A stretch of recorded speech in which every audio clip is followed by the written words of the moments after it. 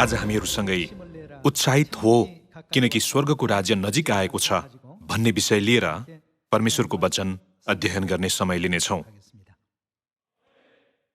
हामीले स्वर्गको आशा लियौं र स्वर्ग चाहिँ हामी भविष्यमा जाने अनन्तको संसार हो भन्ने कुराप्रति पूर्ण विश्वास लियौं भने यस पृथ्वीका कुराहरूद्वारा हामी चिन्ता, पीडा वा कष्टमा हुने छैनौं।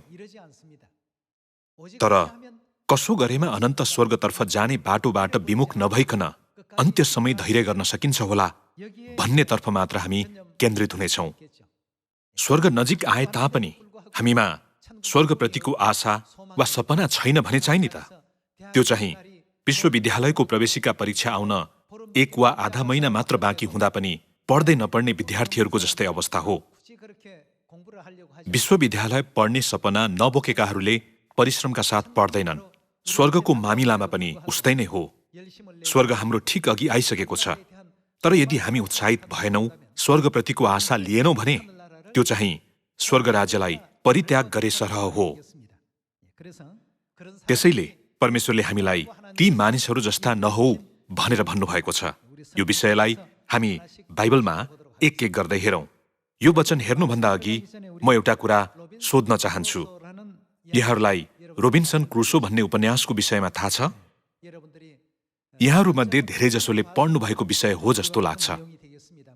रोबिन्सन क्रुसोको जहाज नष्ट भएपछि उनी एक्लै एक निर्जन टापुमा जिउनु पर्ने हुन्छ। उनी निकै आपतकालीन अवस्थामा पर्छन्, तर आफ्नो गृहनगर फर्केर जाने यो एउटै सोचाइलाई लिएर उनले सक्दो परिश्रम गर्छन्।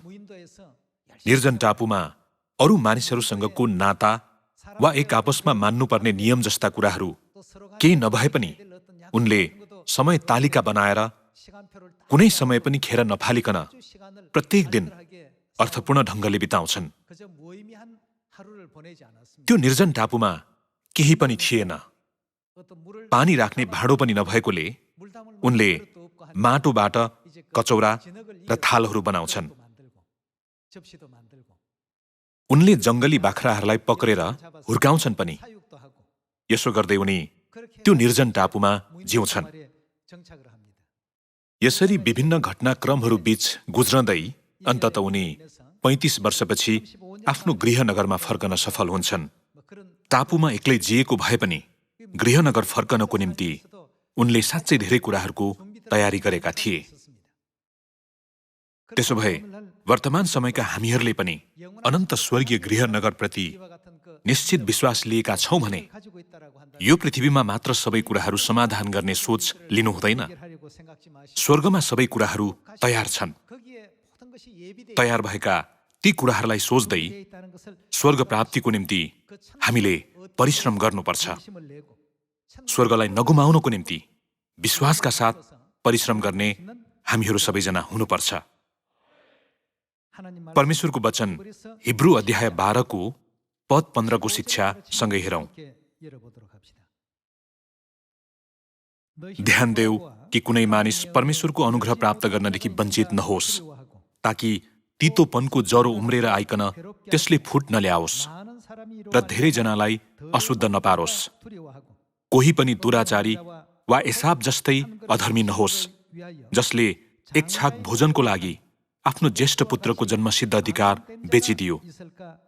तिमीहरूलाई थाहै छ, पछिबाट आशीर्वाद पाउन खोज्दा पनि ऊ अस्वीकृत भयो, किनकि उसले पश्चाताप गर्ने मौका पाएन, यद्यपि उसले आँसु बगाएर त्यो खोजेको थियो भनिएको छ। एसावले सुरुदेखि नै आफ्नो जन्मसिद्ध अधिकार गुमाएका होइनन् नि। जेठो छोराको रूपमा उनलाई दर्जा, योग्यता र स्थान सबै दिएको थियो।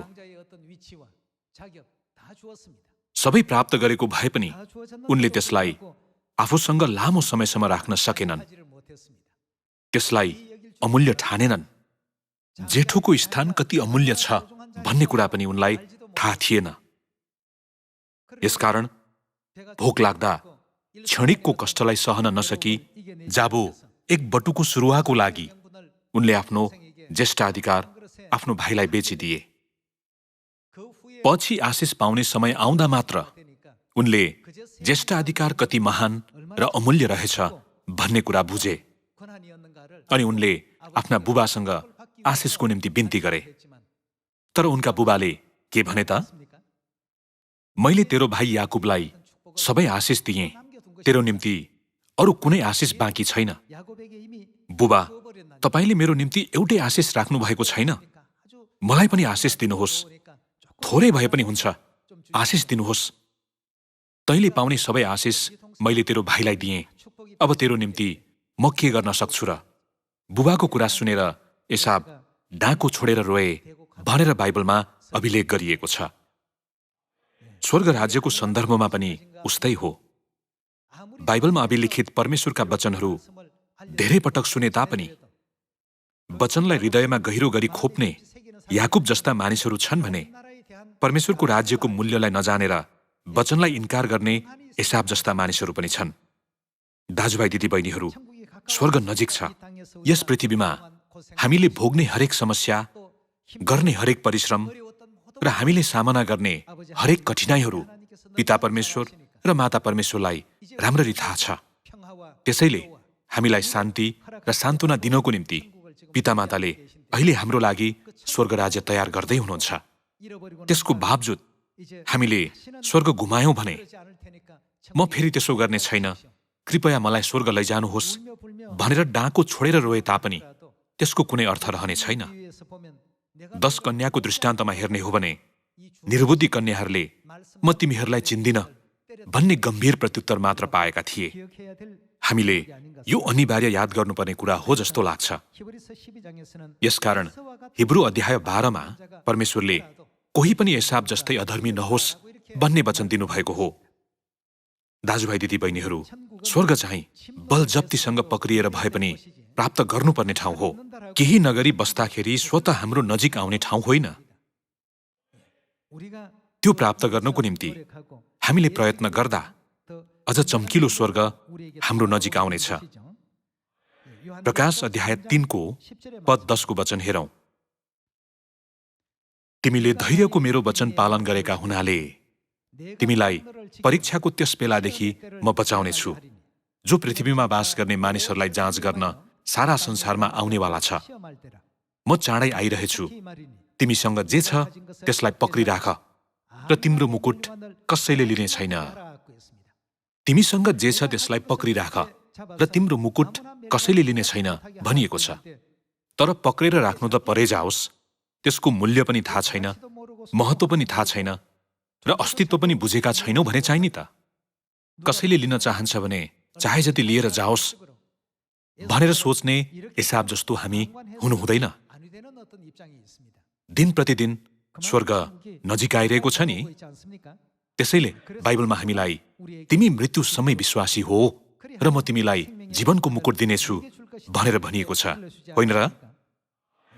पद 11 मा म चाँडै आइरहेछु, तिमीसँग जे छ त्यसलाई पक्रिराख र तिम्रो मुकुट कसैले लिने छैन। जसले जित्छ त्यसलाई म मेरा परमेश्वरका मन्दिरको एउटा स्तम्भ बनाउनेछु र ऊ त्यहाँबाट कहिल्यै बाहिर निस्कने छैन। म त्यसमा मेरा परमेश्वरको नाउँ लेख्नेछु र मेरा परमेश्वरका सहरको नाउँ अर्थात् यरुसलेम लेख्नेछु जो मेरा परमेश्वरबाट स्वर्गदेखि तल आउँदछ। आफ्नै नयाँ नाउँ पनि म त्यसमा लेख्नेछु। किनकि तिमी मन तातो छौ, न चिसो न तातो, यसकारण म तिमीलाई मेरो मुखबाट उकेलिदिनेछु भनिएको छ। यो जस्तै यदि हाम्रो विश्वास पूर्णतः स्वर्गमा पनि केन्द्रित छैन, पृथ्वीमा पनि छैन, एउटा खुट्टा स्वर्गमा र अर्को चाहिँ पृथ्वीमा राखेर बीचमा उभिएको मनतातो अवस्थामा छ भने परमेश्वरले म तिमीलाई मेरो मुखबाट उकेलिदिनेछु भन्नुहुनेछ। पद 17 देखि लगातार हेरौं। म धनी छु र मसित धन सम्पत्ति छ र मलाई केही कुराको खाँचो छैन भनी तिमी भन्दछौ, तर तिमीलाई थाहै छैन कि तिमी दुखी, दयनीय, दरिद्र, अन्धा र नाङ्गा छौ। यसकारण धनी हुनलाई आगोले खारेको सुन र आफ्नो नग्नताको शर्म ढाक्नलाई सेतो वस्त्र र तिमीले देख्न सक भनी तिम्रा आँखामा लाउनलाई मलहम, यी सबै मबाट किन्ने म तिमीलाई सल्लाह दिन्छु। जतिलाई म माया गर्छु म तिनीहरूलाई हप्काउँछु र ताडना दिन्छु। यसकारण उत्साहित हो, पश्चाताप गर। त्यसैले प्रकाश अध्याय 2 मा तिमी मृत्युसम्मै के हो, विश्वासी हो र म तिमीलाई जीवनको मुकुट के गर्नुहुनेछ भनिएको छ त? परमेश्वरले दिनुहुनेछ भनिएको छ। हामी प्रकाश अध्याय 2 मा एकपटक हेरौं। अध्याय 2 को पद 10 को वचन हेरौं। तिमीले भोग्नै लागेका कष्टहरूसँग नडराऊ। हेर, डियाबलसले तिमीहरूमध्ये कतिलाई तिमीहरूका जाँचको निम्ति कैदमा हाल्न आँटेको छ र तिमीहरूलाई 10 दिन कष्ट हुनेछ। तिमी मृत्युसम्मै के हो, विश्वासी हो र म तिमीलाई जीवनको मुकुट दिनेछु। जसको कान छ त्यसले सुनोस्। पवित्र आत्माले मण्डलीहरूलाई के भन्नुहुन्छ? जसले जित्छ त्यसलाई दोस्रो मृत्युदेखि केही हानि हुने छैन भनिएको छ। दाजुभाइ दिदीबहिनीहरू, हामीहरू अहिले गइरहेको यो बाटो कति महत्त्वपूर्ण बाटो हो अनि कति धेरै प्रयत्न गर्दै जानुपर्ने बाटो हो भन्ने कुरालाई हामीले पुनः एकपटक हृदयङ्गम गर्नुपर्छ। हाम्रो अनन्तको आत्मिक गृहनगर स्वर्गराज्य नजिक आइरहेको छ। त्यहाँ जानको निम्ति परिश्रम गर्नुपर्छ। स्वर्ग चाहिँ परिश्रम बिना त्यत्तिकै जान सकिन्छ भनेर सोच्नु हुँदैन। हामीले अरू कोही भन्दा पनि अझ उत्साहका साथ परिश्रम गर्नुपर्छ। परमेश्वरको नेतृत्वलाई पछ्याउँदै र उहाँको महान शक्तिमा भरोसा गर्दै परमेश्वरले पूरा गर्न चाहनुभएको सुसमाचारको कार्यमा सँगै सहभागी हुने हामीहरू सबैजना हुनुपर्छ। कृपया कदापि एसाव जस्तो नहोऔं। उनलाई सुरुमा जन्मसिद्ध अधिकार दिइएको थियो, तर उनले त्यसको कदर गरेनन्। दिइएको कुराको मूल्य नबुझेका मानिसहरूले त्यसलाई सजिलै गुमाउन पुग्छन्। पहिलो यूहन्ना अध्याय 2 को पद 15 मा हेरौं। संसारलाई वा संसारमा भएका कुनै पनि थोकलाई प्रेम नगर। यदि कुनै मानिसले संसारलाई प्रेम गर्दछ भने पिताको प्रेम त्यसमा हुँदैन। किनकि संसारमा भएका सबै थोक अर्थात् शरीरको अभिलाषा, आँखाको अभिलाषा, जीवनको सेखी पिताबाट आएका होइनन्, तर संसारबाट आएका हुन्। संसार बिति जान्छ र त्यसको अभिलाषा पनि बिति जान्छ, तर परमेश्वरको इच्छा पूरा गर्ने चाहिँ सधैँको निम्ति रहन्छ भनिएको छ। यो संसारलाई प्रेम गरे पनि त्यो लामो समयसम्म टिक्न भने सक्दैन। अन्त्यमा हामीले आफूसँग भएका सबै कुरा गुमाउन पुग्नेछौँ। सबै छोड्नु बाहेक अर्को विकल्प हुने छैन। यो नै यस पृथ्वीमा सीमित जीवन जिरहेका हामीहरूले लिएको नियति हो। तर हाम्रा परमेश्वरलाई चाहिँ अनन्तको संसार थाहा छ।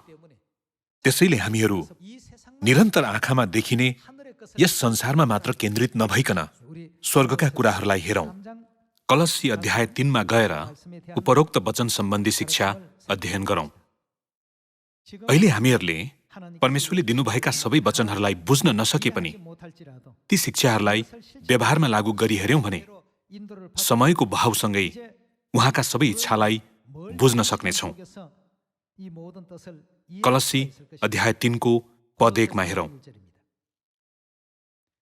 यसकारण यदि तिमीहरू ख्रीष्टसँग जी उठाइएका छौ भने कहाँका त? माथिका अर्थात् स्वर्गका कुराहरूको खोजी गर भनिएको छ। स्वर्गबाट परमेश्वरले आज्ञा गर्नुभएका सबै कुरालाई पछ्याउँदै जिउने त्यस्तो जीवन जिउन सक्ने गरी माथिका कुराहरूको खोजी गर, जहाँ ख्रीष्ट हुनुहुन्छ र परमेश्वरको दाहिने बाहुलीपट्टि बस्नु भएको छ। माथिका कुरामा मन लगाऊ, पृथ्वीमा भएका कुरामा होइन भनिएको छ। लगातार यस संसारको लालच गर्दै र संसारका कुराहरूमा रुमलिँदै सांसारिक कुराहरूमा आफ्नो मनलाई भुलायौं भने हामीले स्वर्गका बहुमूल्य कुराहरूको विषयमा सोच्ने समय गुमाउनेछौँ। परमेश्वरले सधैँ माथिका कुराहरूलाई सोच भन्नुभयो। स्वर्ग राज्य कति महिमित हुनेछ होला। परमेश्वरको उपस्थितिमा हामी स्वर्ग राज्यमा कति महिमित हुनेछौँ होला भन्ने कुरा सोच भन्नुभयो। स्वर्ग राज्यमा हामीलाई प्रदान गरिने शक्ति र अधिकारलाई यस पृथ्वीका कुराहरूसँग तुलना गर्न सकिँदैन। पुनः पद 2 मा हेर्ने हो भने माथिका कुरामा मन लगाऊ, पृथ्वीमा भएका कुरामा होइन, किनभने तिमीहरू मरेका छौ र तिमीहरूको जीवन परमेश्वरमा ख्रीष्टसँग लुकाइएको छ। ख्रीष्ट जो हाम्रो जीवन हुनुहुन्छ, उहाँ प्रकट हुनुहुँदा तिमीहरू पनि उहाँसँगै महिमामा प्रकट हुनेछौ। यसकारण तिमीहरूमा जो सांसारिक स्वभावका कुराहरू छन् तिनलाई मार। व्यभिचार, अशुद्धता, कामुकता, खराब इच्छा र लोभ जो मूर्ति पूजा हो, यिनै कुराहरूका खातिर परमेश्वरको क्रोध आज्ञा नमान्नेहरूमाथि आउँदछ भनिएको छ। अन्त्यमा यी कुराहरू नै परमेश्वरको क्रोध ल्याउने कारक बनेर स्वर्ग राज्य प्रवेश गर्नमा बाधक बन्नेछ भनिएको छ। बाइबलमा हामीलाई यी सबै कुराहरूको विषयमा स्पष्टसँग थाहा दिइएको छ। दाजुभाइ दिदीबहिनीहरू, हामीले आफू कुन कुराप्रति उत्साहित हुनुपर्छ भन्नेतर्फ ध्यानपूर्वक सोच्नुपर्छ। रोबिन्सन क्रुसोले कोही पनि नभएको निर्जन टापुमा एक्लै जिउँदा त्यत्तिकै आफ्नो दैनिक जीवन गुजारेनन्, तर म निश्चय गृहनगर फर्कनेछु भन्दै सधैँ आफ्नो गृहनगरलाई सोचे। यसरी जीवित रहेमा मात्र म आफ्नो गृहनगर फर्कन सक्छु भन्ने सोचाइ लिएर उनले माटोद्वारा भाँडाकुँडाहरू बनाए। उद्धार गर्ने जहाज नआउन्जेल त्यो टापुमा जिउनु बाहेक उनको निम्ति अर्को कुनै विकल्प नै थिएन। उनले खेती पनि गरे। आफूसँग भएको अनाजहरू छरेर उनले गहुँको कटनी गरे। ती सबै कार्य केवल आफ्नो गृहनगर फर्कनको निम्ति गरिएको तयारी थियो। उनले परिश्रमसाथ काम गरेको चाहिँ त्यो निर्जन टापुमा राम्ररी जिउन वा आनन्द पाउनको निम्ति थिएन। हामीहरूले पनि यस पृथ्वीको जीवनको लागि लक्ष्य लिनुभन्दा हाम्रो अनन्तको गृहनगर स्वर्गको लागि लक्ष्य लिनुपर्छ। हाम्रो गृहनगर स्वर्ग नफर्कुन्जेल यस पृथ्वीमा जिउनु चाहिँ हाम्रो भाग्य र नियति हो। त्यसैले हामीहरू यस पृथ्वीको कुनै उद्देश्य लिएर जिउनुभन्दा स्वर्गको उद्देश्य लिएर जिउनुपर्छ नि, होइन र? यहाँहरूलाई पनि रोबिन्सन क्रुसोको जस्तै निर्जन टापुमा एक्लै जिउनुपर्ने त्यस्तो परिस्थिति आइपरेको भए यहाँहरू त्यो टापुमा राम्ररी खान, राम्ररी बस्नको निम्ति परिश्रम गर्नुहुन्थ्यो होला कि अथवा उद्धार नपाउन्जेल त्यहाँ जीवन धान्नको निम्ति मात्र जिउनुहुन्थ्यो होला? रोबिन्सन क्रुसोले उद्धार नपाउन्जेल जीवन धान्नका निम्ति त्यहाँ जिएका थिए। त्यही सधैँभरि जिउनकै निम्ति भनेर परिश्रम कदापि गरेका थिएनन्। यो जस्तै हामीहरूको पनि अनन्तको गृहनगर छ, स्वर्ग भन्ने गृहनगर छ। त्यहाँ मृत्यु पनि छैन, पीडा पनि छैन, शोक पनि र कष्ट पनि छैन। दिनानुदिन हामीलाई खुसी प्राप्त हुनेछ अनि परमेश्वरको नयाँ सृष्टिलाई हेर्ने त्यो खुसीले हाम्रो हृदयमा सधैँ उत्साह र प्रत्याशा जगाउनेछ। स्वर्गीय गृहनगर त्यस्तो महिमित संसार हो। त्यो गृहनगरमा हामी फर्कनु पर्ने। तर त्यो गृहनगरको बारेमा नसोचिकन यो निर्जन टापुमा म कसरी जिउने होला, के खाने होला, यस टापुमा म कसरी आनन्दपूर्वक जिउन सक्छु होला, यहाँ म कसरी धनी हुन र ठूलो घर बनाएर बस्न सक्छु होला भनेर सोच्यौं भने नि त। रोबिन्सन क्रुसोले ती कुराहरूको विषयमा अलिकति पनि सोचेनन्। उद्धार नपाउन्जेल केवल धैर्यतापूर्वक पर्खिए। दाजुभाइ दिदीबहिनीहरू, हामीहरू पनि स्वर्ग गएर के गर्ने होला, स्वर्ग गएर कसरी जिउने होला भनेर सोचौं। यो उत्साह र सपना बोकेर हामीहरू जिउनुपर्छ। तर यसको ठिक विपरीत हामीहरू यो निर्जन टापुमा कसरी जिउने होला भनेर चिन्ता गरिरहेका छौं। यो संसारमै लीन भएर मूर्ख जीवन जिउने हामीहरू हुनुहुँदैन। त्यसैले यस्तो कुरा जानकारी दिन परमेश्वर आउनुभयो अनि माथिका कुराहरूको, हाम्रो गृहनगरका कुराहरूको खोजी गर भन्नुभयो। हामीहरू प्रकाश अध्याय 21 मा उल्लेखित एउटा वचन अझ हेरौं। आफू के कुरामा केन्द्रित हुनुपर्छ र कुन कुरा परिश्रमका साथ गर्नुपर्छ भन्ने विषयमा स्पष्ट उद्देश्य बनाउने हामीहरू हुनुपर्छ। प्रकाश अध्याय 21 को पद 23 को वचन सँगै हेरौं।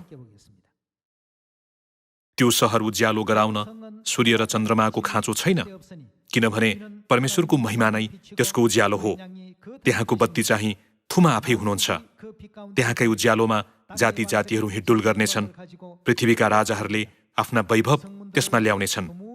दिनमा त्यसका ढोकाहरू कुनै किसिमले बन्द हुने छैनन् र त्यहाँ रात नै हुने छैन। तिनीहरूले जाति जातिहरूका वैभव र सम्मान त्यसभित्र ल्याउनेछन्। तर थुमाका जीवनको पुस्तकमा नाउँ लेखिएकाहरू बाहेक कुनै अशुद्ध कुरा, घृणित काम गर्ने र झुट बोल्ने कुनै किसिमले पनि त्यसभित्र पस्ने छैन। अध्याय 22 को पद 1 को वचन हेर्ने हो भने, तब तिनले मलाई स्फटिक जस्तै चहकिलो जीवनका पानीको नदी देखाए। त्यो नदी परमेश्वरको र थुमाको सिंहासनबाट निस्की त्यस शहरका सडकको बीचबाट बगिरहेको थियो। त्यस नदीका किनारमा जीवनको वृक्ष थियो, जसले हरेक महिना 12 किसिमका फलहरू दिइरहन्थ्यो। त्यसका पातहरू चाहिँ जाति जातिहरूलाई निको पार्नका निम्ति थिए। अबदेखि उसो त्यहाँ कहिल्यै सराप हुने छैन। परमेश्वर र थुमाको सिंहासन त्यहाँ हुनेछ र उहाँका दासहरूले उहाँको आराधना गर्नेछन्। तिनीहरूले उहाँको मुहार देख्नेछन् र उहाँको नाउँ तिनीहरूका निधारमा हुनेछ। त्यहाँ फेरि रात हुने छैन। तिनीहरूलाई बत्ती वा घामको उज्यालो चाहिने छैन, किनकि परमप्रभु परमेश्वर नै तिनीहरूको उज्यालो हुनुहुनेछ र तिनीहरूले सदा सर्वदै राज्य गर्नेछन्। तिनले मलाई भने, यी वचन भरपर्दा र सत्य छन्। अब चाँडै हुन आउने कुराहरू आफ्ना दासहरूलाई देखाउन परमप्रभु अगमवक्ताहरूका आत्माका परमेश्वरले आफ्ना स्वर्गदूत पठाउनु भयो भनिएको छ।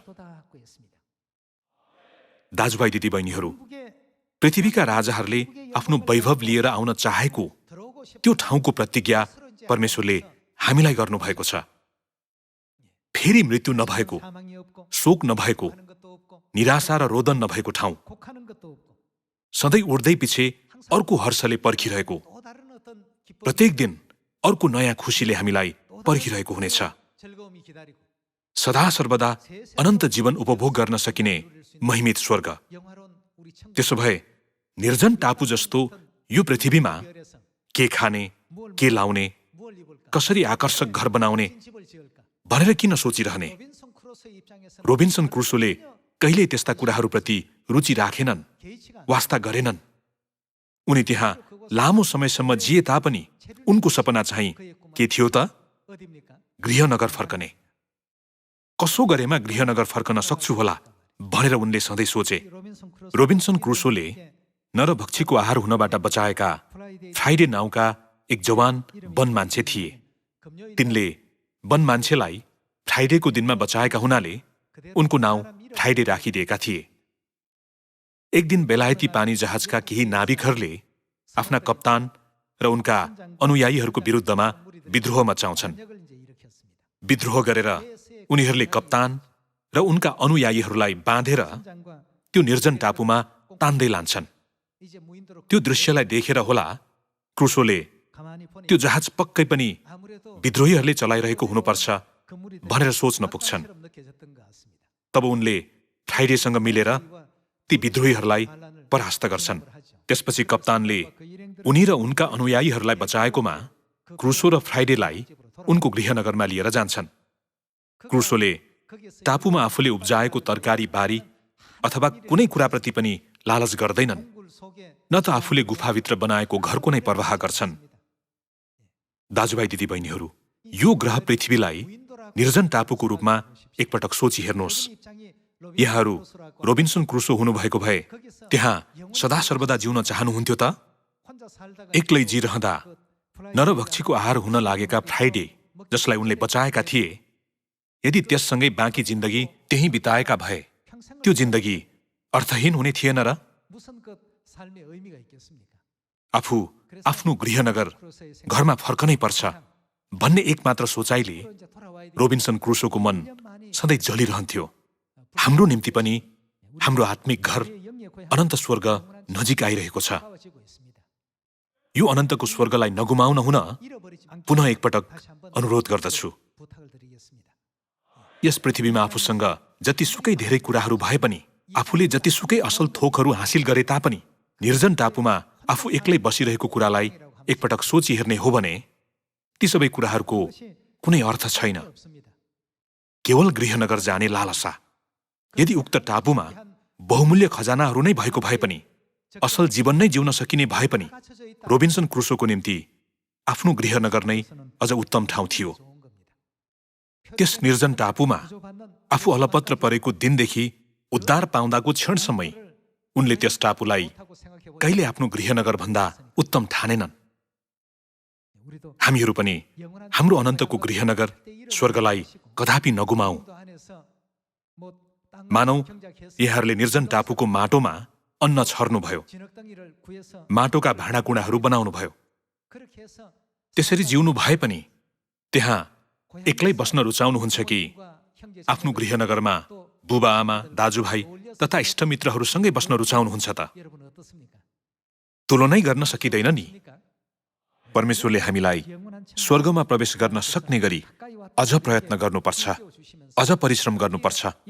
स्वर्ग चाहिँ त्यत्तिकै जोसुकै जान सक्ने ठाउँ होइन भन्नुहुँदै अनन्त स्वर्ग नजिक आइरहेको कुरा बोध गराउनु भएको छ। हिब्रू अध्याय 3 को पद 14 को वचन हेरौं। यदि हामीले हाम्रो सुरुको भरोसालाई अन्त्यसम्म दृढता साथ थामिराख्यौं भने हामी ख्रिस्टका सहभागी भएका छौं, ख्रिस्टको महिमामा सहभागी भएका छौं भन्ने अर्थ हो। सुरुमा सत्यता पाउँदा हामीहरू हर्षले विभोर भएका थियौं। वाह, म साँच्चै अब स्वर्ग जान सक्छु। अब मैले यो सत्यतालाई बलजफ्तीसँग पक्रिएँ भने हुन्छ। यदि हामीले हाम्रो सुरुको भरोसालाई अन्त्यसम्म दृढता साथ थामिराख्यौं भने हामी ख्रिस्टसँगै स्वर्गीय महिमामा निश्चय नै सहभागी हुनेछौं भनिएको छ। पद 12 देखि नै हेरौं।